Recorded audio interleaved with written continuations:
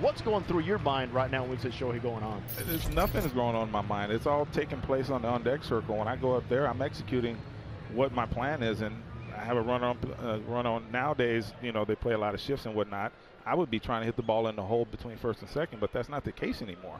I would probably have to aim the shortstop. You know, I could do that. I could make the adjustment and do that. Here's Shohei, who's been quite patient the last few days. He takes strike one from Bubic. Lefty's only 2 for 22 against this young lefty. That's a .091 average. As Garrett mentioned, there's a shift on the right side with Merrifield covering that hole between first and second.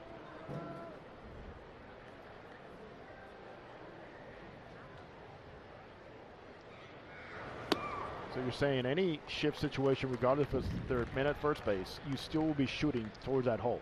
Yeah, if I was playing in today's game and the analytics said I hit ball here or there, and wherever the opening is, I'm going to try to hit it there. I always had confidence in my bat control and I'm not trying to drive the ball at that point. You're not? No, I'm just trying to put the ball in play, a hard line drive.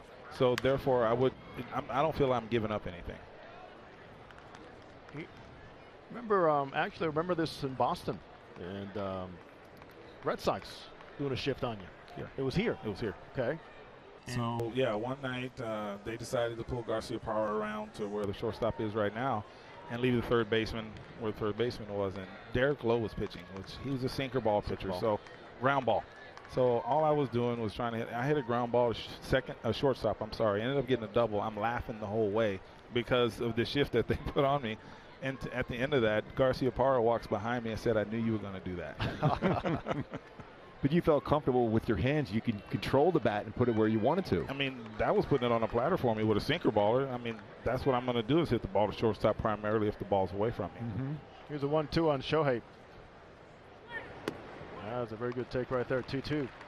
Now, in saying that, also for you, Gooby, would you approach the batter's box, close proximity to the mound, or even proximity to home plate to be able to do that? Would you change, adjust, or stay in the same spot?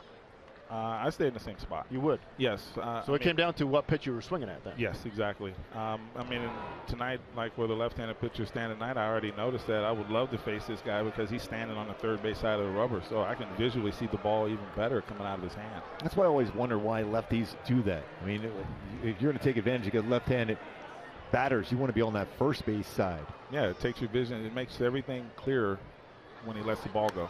Oh, that's a big hack right there. That's not a two-strike swing deal. No. Do that exist anymore? I don't think so. The games that I watch and the players, and it doesn't matter if you're 5'5" or 6'4". Gooby, could you read stuff like that though? Like which guys did not have a two-strike approach? Yeah, you know it. You know it. Yeah. There's some guys like a Rob Deere back in my day, or Dave Kingman. Those guys they didn't care if they struck out. I mean, they would have fit in perfectly in the game today.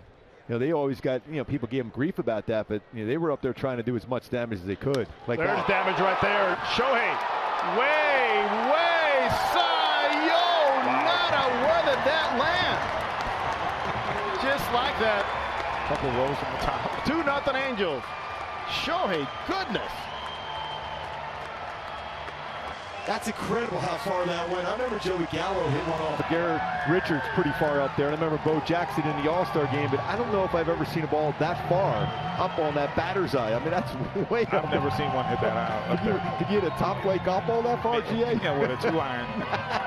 The metrics, that came out at 111.7 miles an hour. Take me through that swing, GA. Just typical uppercut swing, and it's something out over the plate. His swing, he got his foot down, and he was able to get the bat head out. Wow. That just kind of fell into his bat right there. And he had to say wow, too. Yeah. Look at those feet you're talking about. Yeah, his foot's down, and the shoulder stays in, and all he has to do is just, as we say, the ball was on the fence. All he had to do is knock it over.